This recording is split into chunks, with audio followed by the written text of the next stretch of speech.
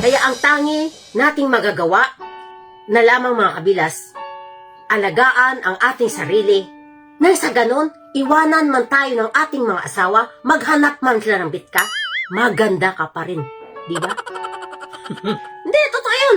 Kaya napakarami po talagang mga babae ngayon na mga legal na nawawalan sila ng agat sa sarili.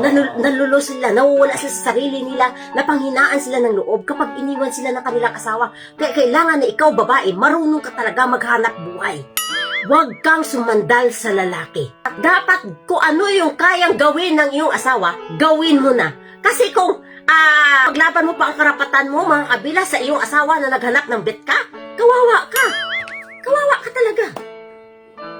Unang-una, madidepress ka, ma-stress ka, wala kang isipin, magpakamatay na. Kaya kailangan kapag naghanap ng bitka ang ating asawa, magpaganda ka.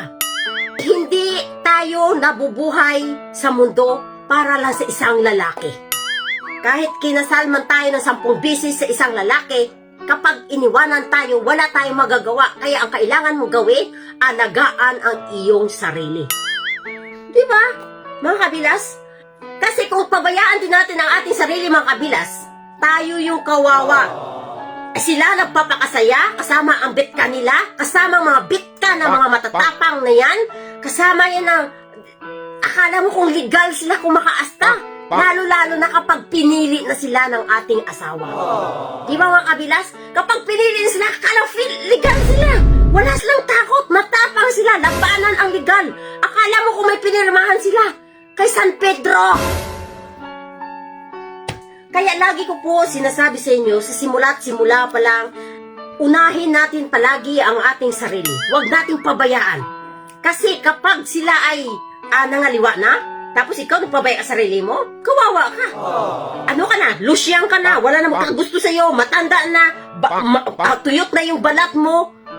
Mas lalo kanila pagtawanan dalawa. Kaya kailangan ipakita mo sa kanila na kung kaya nila, kaya mo. Tayong mga babae, mabubuhay na tayo na walang lalaki. Dahil sa panahon ngayon, kung anong kayang trabaho ng lalaki, kayang-kaya ng babae. Di ba mga kabilas? Noong unang panahon pa yon na ang mga babae ay ulirang inasa bahay. Ilaw ng tahanan. Naghihintay na madalhan ng pagkain ng haligi ng tahanan. Pero ngayon, hindi na pwede sa panahon ngayon. Kapag ikaw nagpabaya sa sarili mo sa loob ng bahay, malulusyang ka, papalitan ka ng asawa mo sa betka. Kasi mostly ngayon sa mga lalaki, mga kabilas, dubli-dubli ng mata. Hindi lamang nakatingin sa kanilang asawa. Lalo na kapag nasa labas na sila, marami na pong mga betka na hindi nila tinitingnan ang lalaki kung may asawa o may pamilya. Hindi.